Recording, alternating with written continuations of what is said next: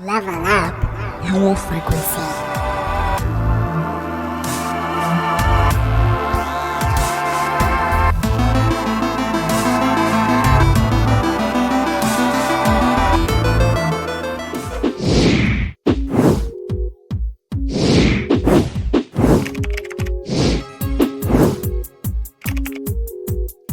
Welcome to episode 19 of the Level Up Your Frequency podcast. I'm your host, Crystal Sun, and I'm here to help you level up your frequency for better health, wealth, and relationships. Today's podcast is brought to you by BizMind Academy. BizMind Academy is an online training platform which is designed to empower startup entrepreneurs by helping them learn skills and tactics that can quickly be implemented into daily business processes to produce noticeable and measurable results. So if you're a startup entrepreneur really looking to take your business to the next level, but not so sure on how to do so, you can check out BizMind Academy to learn anything from how to effectively launch your business to creating a solid business plan and how to manage your time to help your business grow. You can learn about what I just mentioned, plus so much more to really take your business to the next level by visiting www.bizmind.academy. That's www.B-I-Z as in zebra, mind.academy.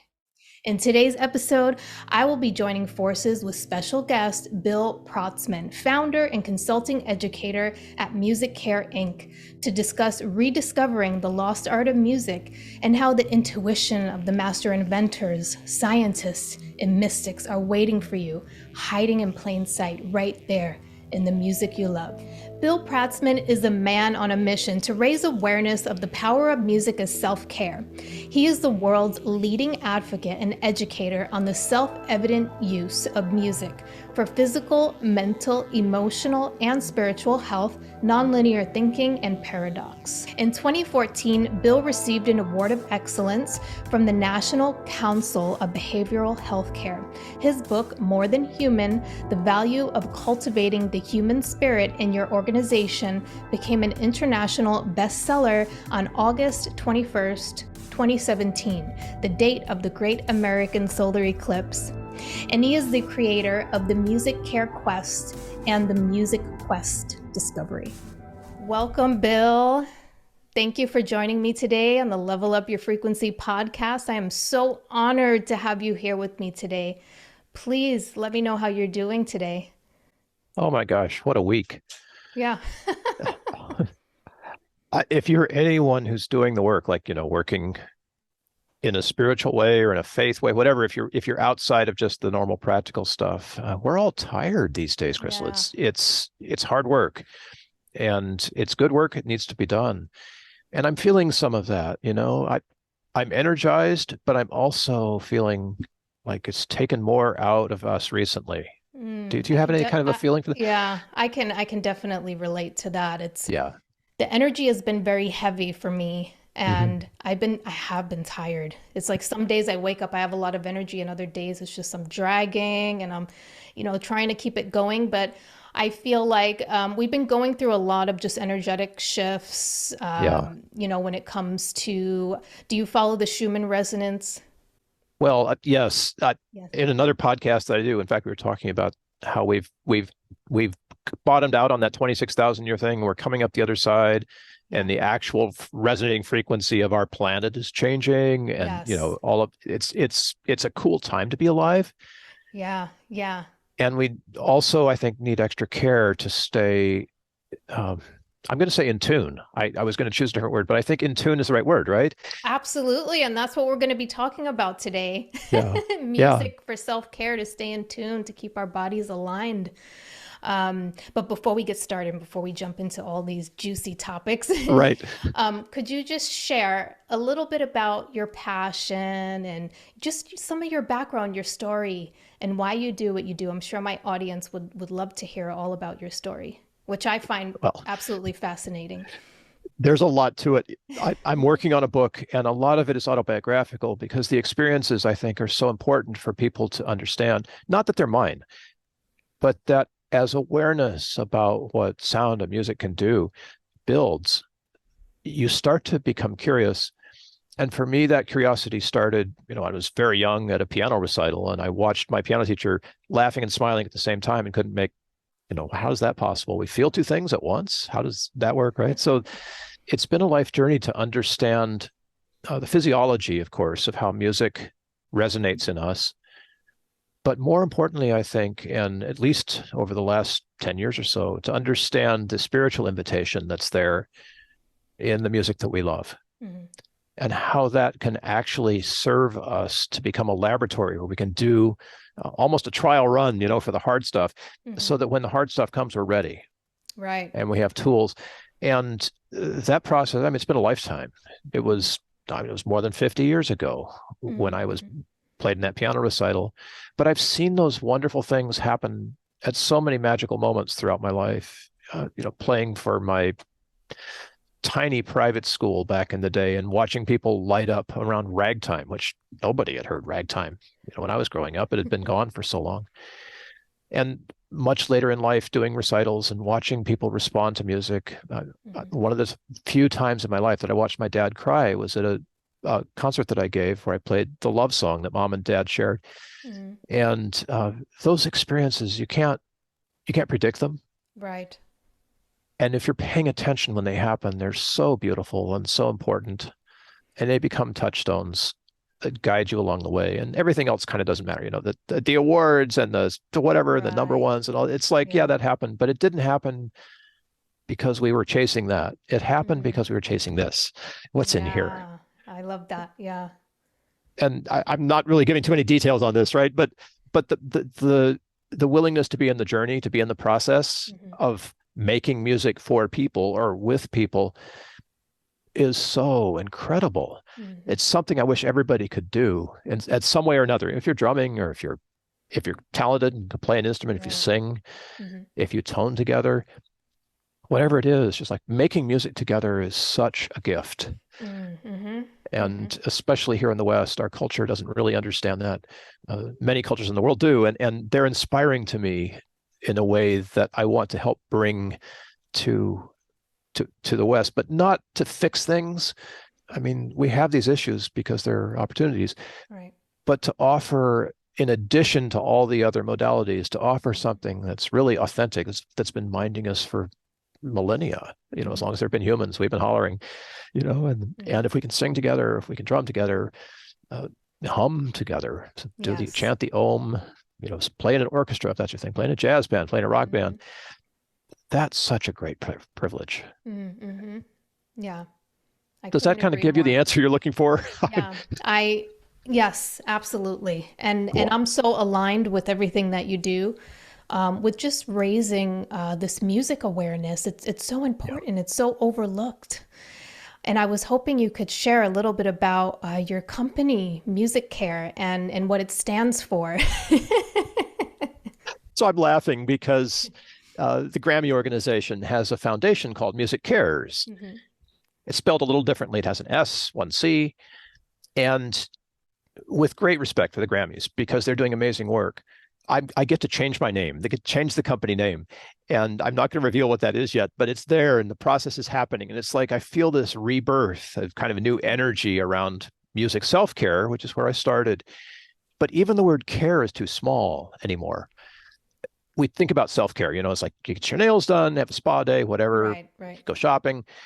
It's also now starting to include things like meditation and breath work mm-hmm. and toning, frequency work. There's other right. things now that are becoming part of care mm-hmm. when it's self-care. Mm-hmm. But what about contemplative prayer? What about the spiritual side of self-care? And to me, that seems like care is still too physical, and we need to have something right. that invites the bigger picture, maybe, I guess is the right way to say it.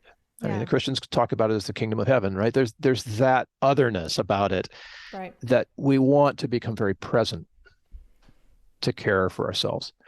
Mm-hmm. So Music Care got started when I was in the business, I'm a for-profit, of helping veterans with post-traumatic stress and traumatized homeless people and recovering addicts find a new way through music.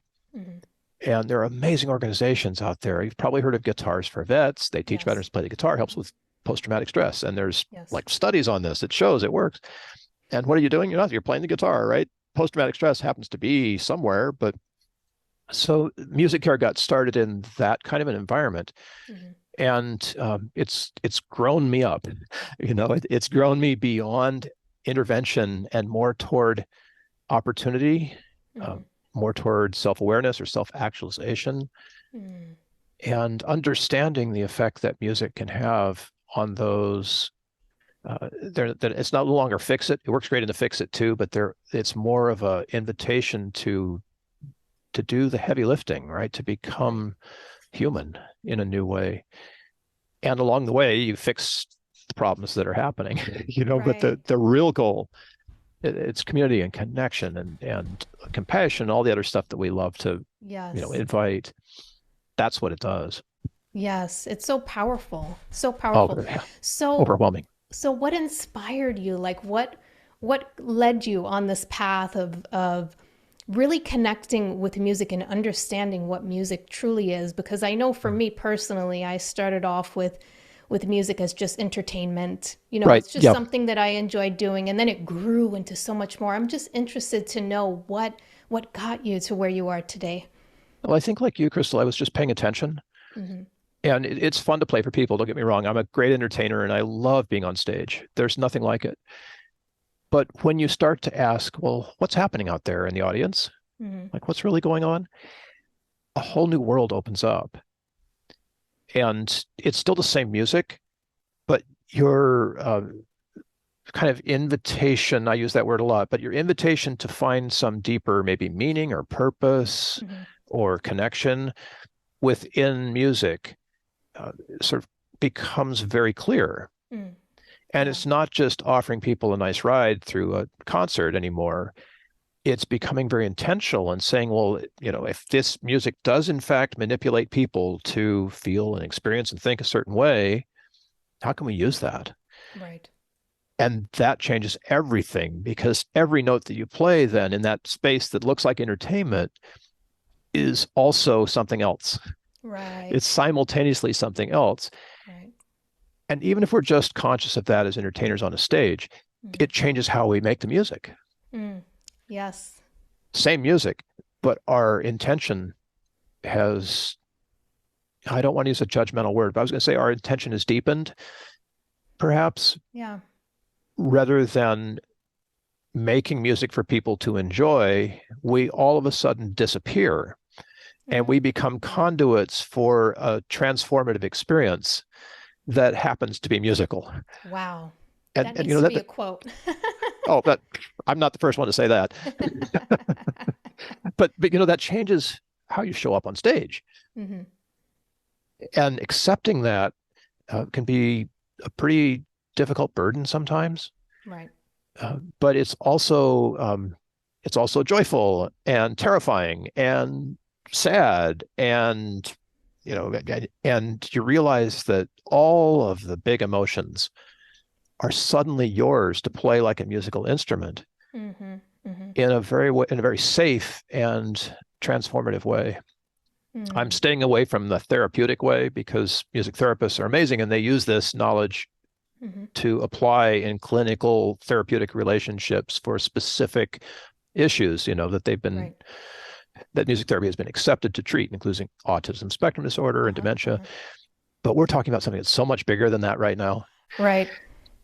Right. It's kind of beyond the human mind comprehension, because Beyond mindset. you can't box it off. It's when I think of music and frequency and in general, to me, I just think of it like on a quantum level. It's infinite and it's beautiful. And once you connect with it, you really need to connect with it to understand, to truly understand what music is. And my vision is really in the future, seeing more artists and people who are creating music to create from a more conscious space. Can you imagine how beautiful, how magical that would be? It would really transform the earth. Well, it's incredible. Yeah. It's the potential is, in one sense, it's tragic that we've lost it, but in another sense, we're rediscovering it, right? We've hit the bottom, and this curve up back toward, the great whatever the next thing happens 13,000 years from now, right? When we hit the peak, we will have mastered the art of, transformative music.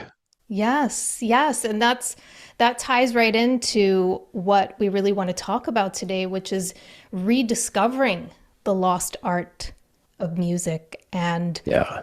what I'm really interested to hear is your take on what you feel, why you feel music has been lost, and how it is, I guess you could say it's starting to become rediscovered little by little.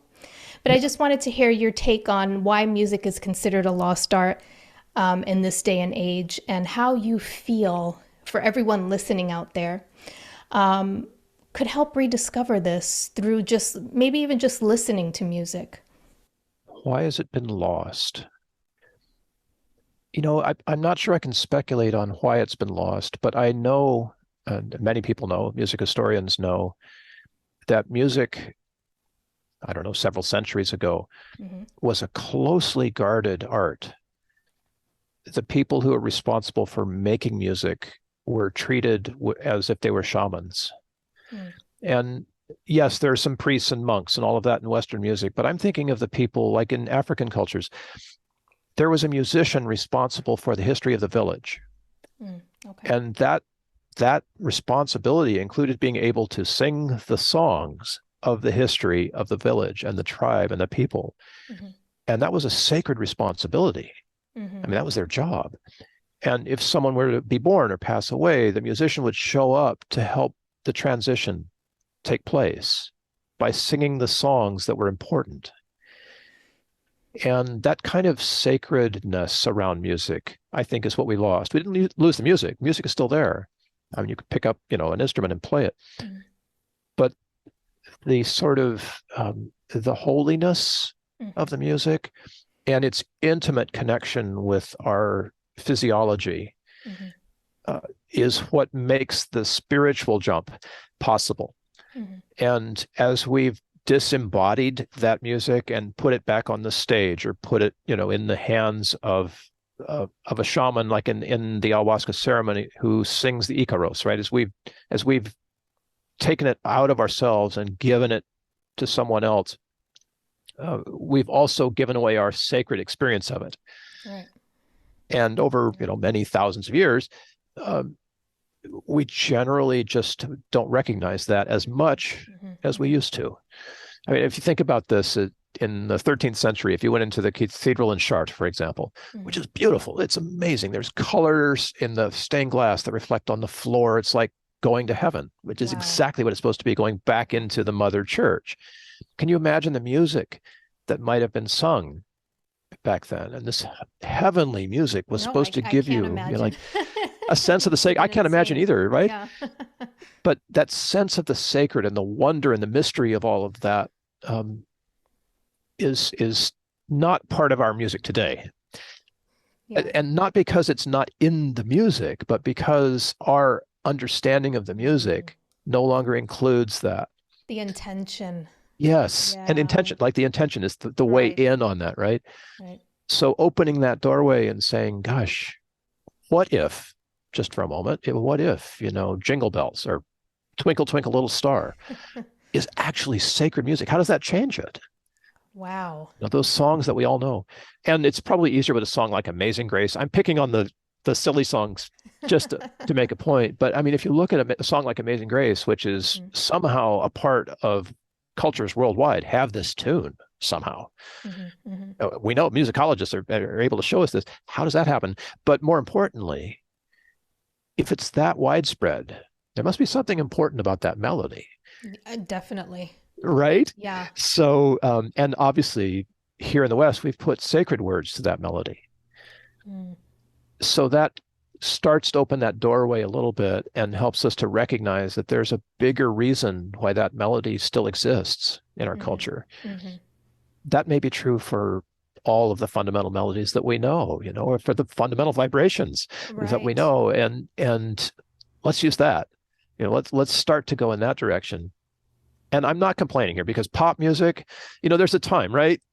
You got to get out house music, Right. pop, whatever. Metal is amazing. there's so much music out there that does so much work for us. Absolutely. And maybe it's also doing spiritual work in Yeah. ways we don't recognize. Yes. Yes. I'm a big believer in frequencies and how frequencies affect the body. And I do believe that there are certain songs or music that you listen to that could be more harmful or like detrimental to your health Sure. and to your body. Yeah. Just like there are plenty of songs that are very uplifting and it makes you feel happy and Yeah. joyful. It has this effect on us. But I really do believe that the underlying, I guess you could say, alchemy to all of this is the intention. That's what I believe. It's the Good word. intention. I feel like our intention is the vibration that gets infused within the music and creates that the ultimate, I guess you could say, overtone or bass Yeah. frequency within the music, because the power of our voice, of our intention, of our thoughts, it's so powerful. I mean, I don't have to tell you, you know this. And I feel Yeah. like if more people were creating from this space, can you imagine? Wow, it would just be mind blowing to be able to just sit there and absorb, have humans absorb that type of music. And ultimately, that's where I see us heading in that direction. I love what's happening in the psychedelic world now, because for the first time in a therapeutic community, particularly the Mm-hmm. clinical therapeutic community, the importance of music in a way that we can't measure physically, mentally, or emotionally has been recognized. Mm-hmm. And it doesn't really matter what the music is. That's not the point. But we've turned the corner, Yeah. and there is a whole burgeoning explosion of psychedelic music right now that you can take with you on the journey, and all of it is fundamental, right? It's Mm-hmm. all ambient. Yeah, well, some of it isn't, but the ambient foundational frequencies you're talking about Mm-hmm. and how they're spun into textures that are so incredible. This is spiritual work, Oh yeah, you know? yeah, and it's fun. That's the thing Oh, I it's like the most it's about totally it. fun, right? Right, Yeah, you can enjoy it, and that's the whole point of life.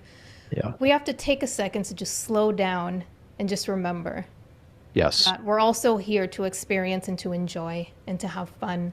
Just take it lightly, and part of that can be a journey with music. Even if you don't feel like you're musically inclined, anyone can hit a drum or just sing a little tune or even hum. Anyone can hum. or listen, like, put Or on even headphones, listen. people, Yes, right? exactly. Yeah, you Yeah. don't have to be a musician to get the benefit. Yeah. Yeah. Although being a musician is a little bit more fun, especially singers like you can sing and put that right in your head. Oh, that's incredible. The vibration right there. Yeah, I'm so Yeah, grateful for that. But I definitely feel that music vibration frequency is the key. It's the answer. It's the answer. yeah. Yeah, absolutely. So, Bill, how do you feel music could actually solve today's problems? What do you feel music could do? I mean, I know that's just such a, you know, It's such a uh, leap, isn't it? yeah. People have joked about this because I have a buddy, for example, a veteran who was in Guitars for Vets, and Mhm. we have a lot of traffic here in Southern California. The freeways are a mess. And for a while, he was a driver. He drove like for a courier service. Mhm. I probably shouldn't say this, but he has like the world speed record from San Diego to north of LA. It's like, but he used pot a long time before it was therapeutic. Mhm. And he used to say, if everybody before getting on the freeway, the expressway, where those signals are that stop you before, let you in, traffic metering thing, Mhm. if everybody was forced to take like one hit of pot before getting on the freeway, that would change the nature of everything on the road. Right. And it's funny, but it's true. Mhm. Mhm. And I can imagine driving through traffic. And if somehow everybody in traffic were forced to listen to like Mozart or something, Right. Right. would that change the nature of traffic? Oh yeah. I Oh, mean, I think so. so this is kind of a question, and people have to answer individually for Right. themselves. Yeah. But making the connection between, well, how can music help? This, it's a really great question. And the cool thing is that the answers to that depend on each one of the people involved in whatever this might be, Mm-hmm. and how they bring their awareness to this. Mm-hmm. So music is one great way of bringing awareness. If you're aware of what music is doing for you, you can help align yourself with what you want before you go into this, whatever this might be. This might be conflict. Mm-hmm. It might be a love scene, right? But by bringing your awareness to the music, Mm-hmm. you can then use the music that works for you Right. to enter into this, fill in the blank, Mm-hmm. Mm-hmm. with exactly what you need. And when I say exactly what you mean, so music works on us physically, of course, mentally, emotionally, we all have to feel things. Right. And it also works on us spiritually. All that great stuff that science doesn't measure yet that we all want, Mm-hmm. connection, the forgiveness, compassion, empathy, Right. all of that. Music helps us with that. Mm. So if we want to approach a situation with power, but not with anger or force, music, the right music for me, for you, Mm. can bring us into that place with the holistic power, the physical, the mental, the So more emotional, and the spirit. balance. Yeah. And, Yeah. and unlocking that in yourself is as simple as bringing your focus to a piece of music that gives you what you want for that moment. It gives you the power, gives you the empathy, whatever the situation requires. Right. And that flows out of your intention for music. Is there like you have to get into the weeds and all of this and figure out and understand? No, you just find music that makes you feel powerful Right. without anger. Or you Right. find music that helps you be compassionate Mm-hmm. without judgment. Mm. And Interesting. aligning around that music and practicing, Right. you have to put it neural pathways, you have to do the whole, it takes work.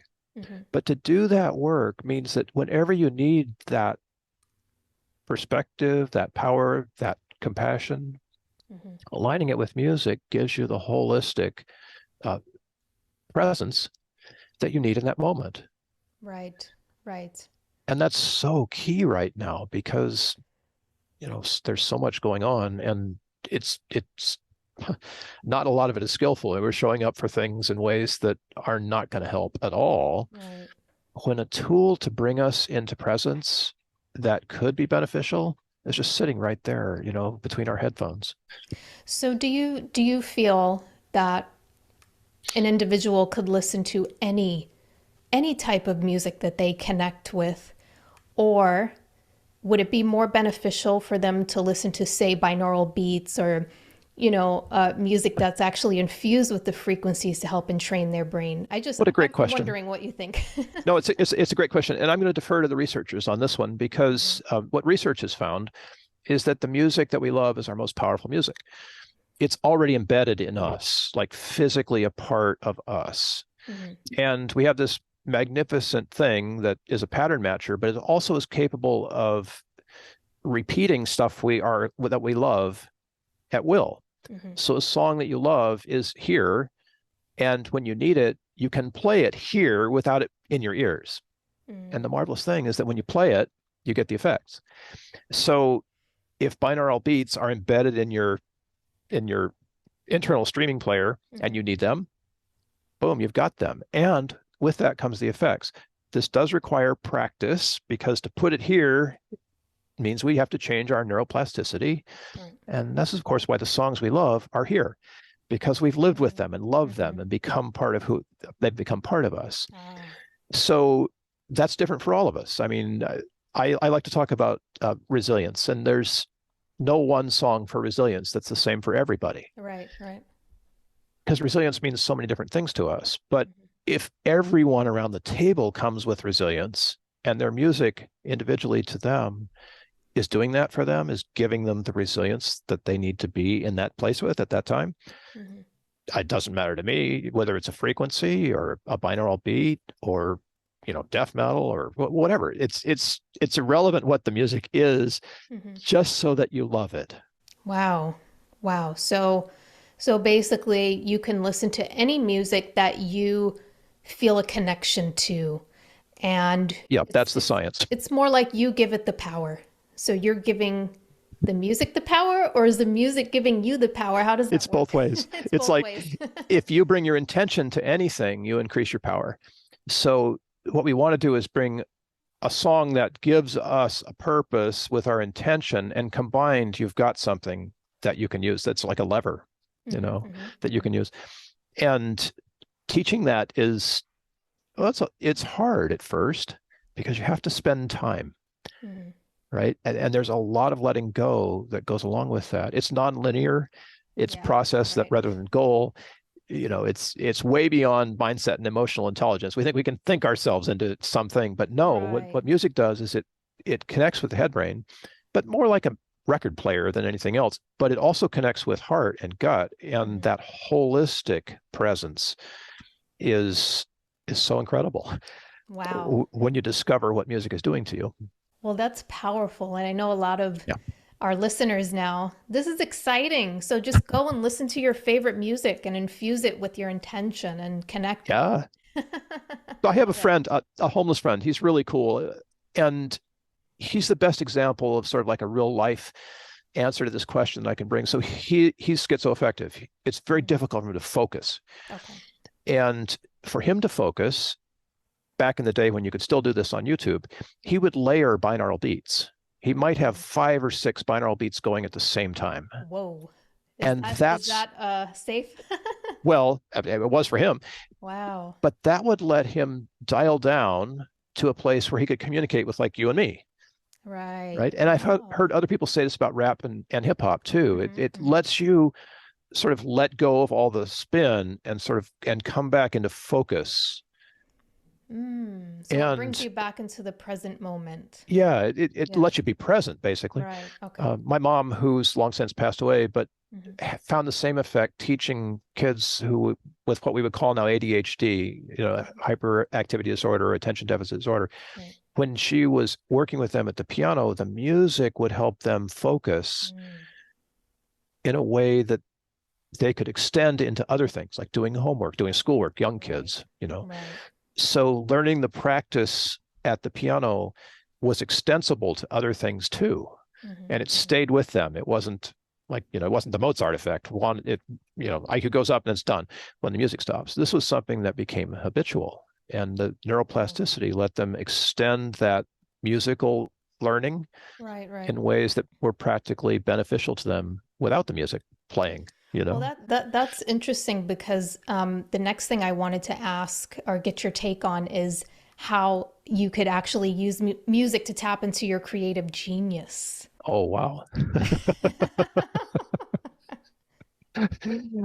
Oh, what music does for us, and I know you know this, is to give us the ability to be non-binary, Yep. to not think outside the box. The box disappears. Right.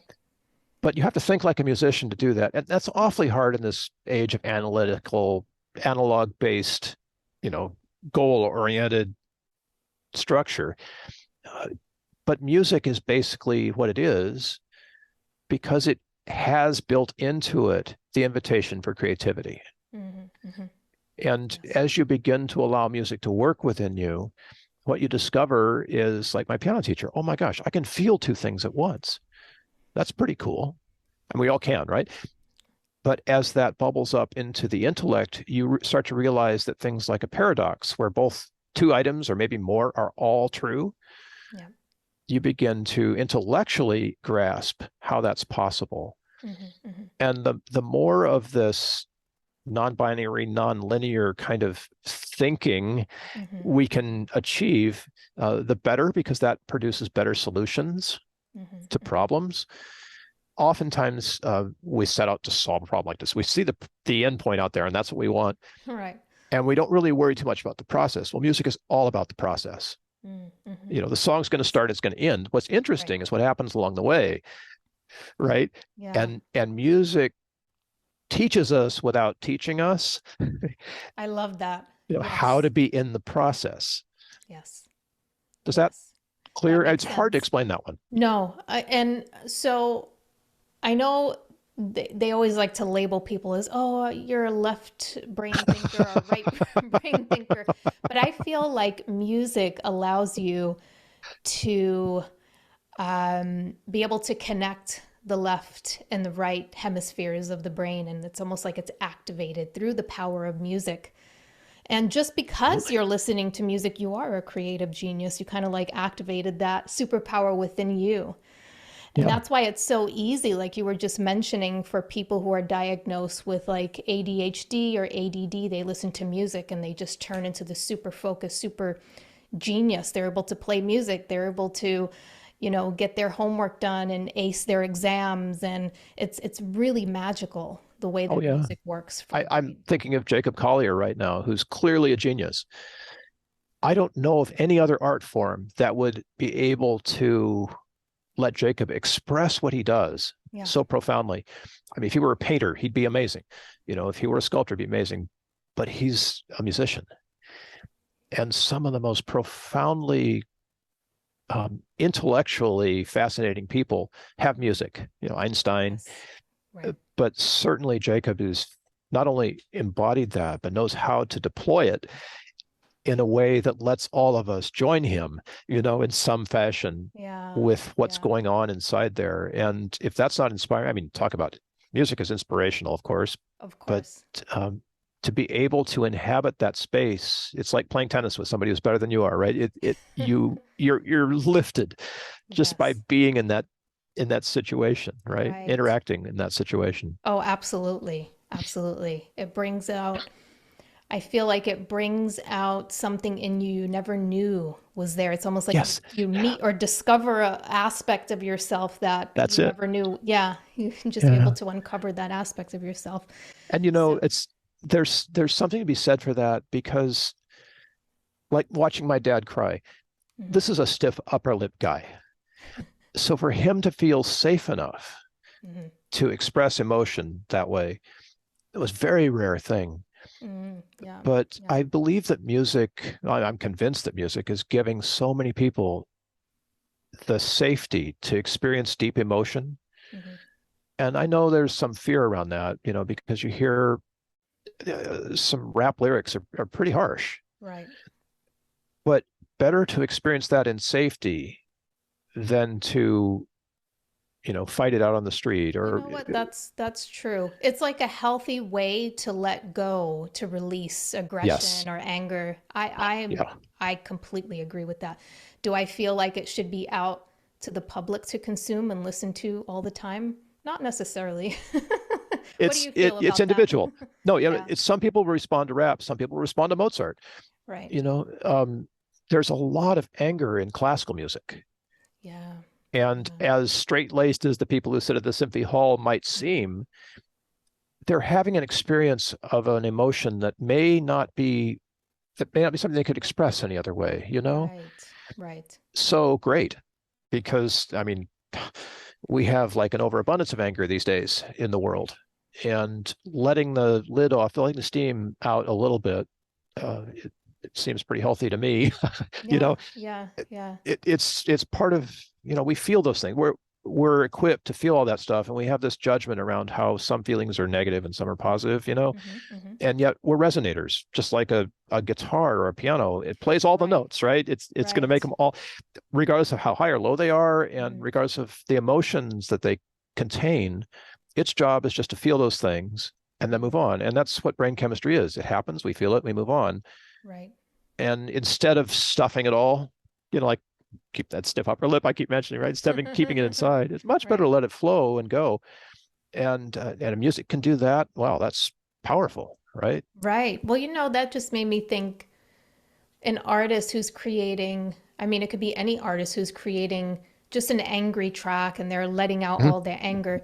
It could, now I'm thinking it could actually be beneficial for Oh someone yeah. else to listen to it who's also going through something similar. And it's almost like they both get that same release and then afterwards they feel better. So Oh thank yeah. you for bringing that to light. Metallica, Rage Against the Yeah. Machine, man, that stuff just, it's so cathartic. Yeah. Yeah. You know what? I agree. I agree.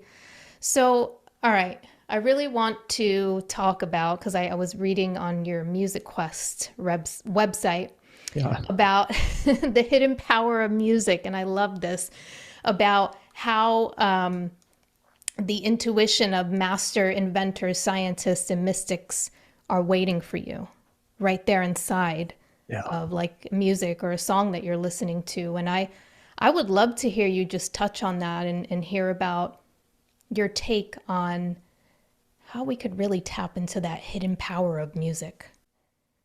So what you're talking about here is the Music Quest, Mhm. which is an online course, but it's gamified and mentored, and there's like other aspects of it that help you approach it as if you were playing a video game and leveling up. Mhm. It's kind of a bad analogy, but it'll work for our purposes. Mhm. The deeper you go in your understanding of how this amazing modality is affecting you, Mhm. the more power is available there. I've taken the time somewhere, and the archives are out on YouTube. You can probably find this, Mhm. to put together a kind of alignment with levels of consciousness around music. And we like to aspire to high levels of consciousness, but they're all tools. There's not a place in your life where you get to and you're no longer angry. Anger is always there, and it's always a tool that you can pick up and use when you need it. Uh, if you're reaching a higher level of consciousness, we also trust that you're not going to pick up that tool and use it to break things and hurt people, right? But it is a tool. Mhm. And to reach this creative sort of mastery, this place of incredible, I don't know, what would you call it, vision? Mhm. We like to call it hidden, but it's only us who've hidden it. We've hidden it from ourselves because we don't like knowing that we can be angry for good. Right. Does that make any sense? It's Yes, paradoxical, it makes but our sense. physiology supports that. So Mhm. what music is doing there is sort of unhiding, or maybe it's re-owning the parts of us that we have disowned Mhm. for good reasons in the past, right? But we're all leveling up consciously, and as we do that, we can bring these tools back in and know that they have a purpose that's beyond destruction, if that makes any sense. Yeah. Yeah. Um, so much of the inspiration that's happened in our world and so many of the great advances have sort of happened by accident. Mhm. Newton watching the apple fall or whatever else. That's true. Yeah. And the ones that are forced don't have that elegance and simplicity Mhm. about them that, how can I say this in modern terms, that say quantum mechanics does, or quantum gravity Mhm. versus string theory. String theory is a mess. Mhm. Mhm. But when you start to get into the science of it, the beauty behind quantum gravity is very clear. It doesn't take, as they say, a rocket scientist. And I suspect that somewhere in music, there's that kind of simplicity too. Uh, I'm like all the rest of us, a traveler on this journey, Mhm. and maybe I've gotten further into music than the average bear. But the point is that it's not about some highly intellectual or educated or reasoned or whatever approach. It's something that's there for everyone to discover. Mhm. And my role in taking people into the quest is Mhm. to open those doors, is to make it possible for your individual discovery to happen. And part of that, of course, is offering processes and things that you can do. But there's a point where it becomes pure inspiration and pure joy. If you experience with ASMR, if you're listening to this and you do ASMR music and you feel that tingling down your Mhm. spine, or you feel a sudden rising of emotion, whether that's joy or sadness or both at the same time, Mhm. you've had that inspirational experience. And if it's new to you, it might also be very encouraging you to know that you can have that at any time. Right. You can choose to have that kind of experience and all the goodness that goes with it Mhm. anytime you want, and that music can give that to you. That's Mhm. marvelous to me. I love that. So it's a choice. It's just a conscious It's a, choice. it's a choice. Yeah. You Yeah. bring your focus to it, you bring your intention to it. And with the learning that you can have about music, you can Mhm. also open up the channel, right? I love that. Yes. Yes. So it's all about having, I always like to say that frequency awareness or your music awareness. Yes. and know that that's all we truly are. The reason why we connect with music so deeply is because we are music. Yeah, We're made up we're of, resonators. yes. We're vibrating the whole time, right? All the time. Exactly, exactly. I love it. So, Bill, I always love to talk about our sound print, speaking of Mm. frequencies, and how we all resonate at a very specific, just we all play beautiful music together. And when we come together, we create a harmony. And I wanted to hear your take on this and how you feel music is used to really like raise your vibration and to connect to your own unique sound print as well as connecting with others. So internally, if I read you right on this, the way that I use music is to bring me to a place that I call neutral. Mm-hmm. And I've mentioned tennis already. I play tennis, but I think this happens in other places too. I've heard people talk about dancers and how they're centered. Mm-hmm. But the idea of that neutral for me is to be completely ready, physically, mentally, emotionally, and spiritually, to move in whatever direction I need to move. And the analogy is a tennis player waiting for the serve. That serve could go to your left or to your right, and you've got to be ready to move almost before the ball leaves the server's racket. You've got to know. Right. And to be fully present for that awareness, if you're a batter waiting for a pitch, or if you're a dancer waiting for the music to begin, it's so, so important. And so what I use music to do is to bring me to that place. Now, I can also use music to go beyond that place. So I can take the next step. I can take a musical choice and musical take me on the next place in the journey. But I think that ironically, what we're looking for here is that moment of silence. Mm. The quantum researchers say that when a pendulum that's swinging reaches its apex, Mm-hmm. and for a moment there is no velocity, the pendulum is entirely still, Mm-hmm. and there's no direction. In that moment, time disappears, and everything becomes unified. Mm. And I feel that that's sort of an analog for what the music can do to prepare us to be in that moment Right. where there is no time and there is no place and everything is together. Mm-hmm. And if music can do that, which it feels like it can for me, like all the emotions are quiet, all the thoughts are quiet, Right. I'm physically quiet Mm-hmm. and I'm spiritually open. That's what neutral is like. If Mm-hmm. music can do that for me, it can do that for you. Right. And Right. to be aware of that is so priceless, Yes. right? Because at that moment, you have a choice about what to do next, or what to hear next, or what to think next, or what to feel Mm-hmm. next. And that place of stillness, Mm-hmm. ironically, is the place that is what did you call it? What's the word for it? It's like your sound Print, your like sound your print. fingerprint. Yeah. Yeah. So for me, that sound print is everything, nothing, all the sounds and quiet, Wow. all the thoughts and no thought, Mm-hmm. all the spiritual awareness and unity, all in that moment before the next note. Wow. That's powerful. So that's what I visualize is just being at 0 point. Yeah. So yeah. The conductors raise the baton. Everybody is before the sound begins. The silence is always the most powerful place to be. And at least for me, like I can feel it when I'm creating music or when I'm singing. I sing, especially when I'm singing higher notes. And there's that nice silence afterwards. Oh, it's so Yeah. beautiful. It's so beautiful. I mean, you have to really experience it to understand, but it's a beautiful place to be in. The top And or the bottom of the exhalation is that, yes, yes, or when you're completely exhaled. Yeah. yes, exactly. Thank you for that beautiful, just sharing all of your knowledge and sharing everything about your journey. And I'm just so grateful that you're here today with us on the Level Up Your Frequency podcast. I know everyone out there, you have learned a lot from Bill here. I know I have learned a lot. You've definitely opened up my heart a lot more and my understanding when it comes to music. So I see why you do what you do. It's almost like you spark this consciousness within others. I'm just so grateful for it. So grateful. I'm very humbled to be here. You have a fantastic audience, and to be able to speak with all of you who are listening it's a real thrill. Oh, thank you, Bill. Thank you.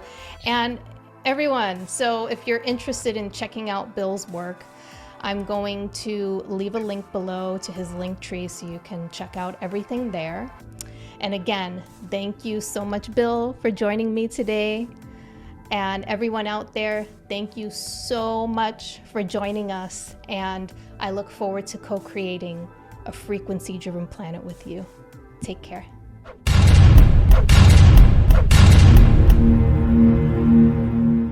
Level up your frequency.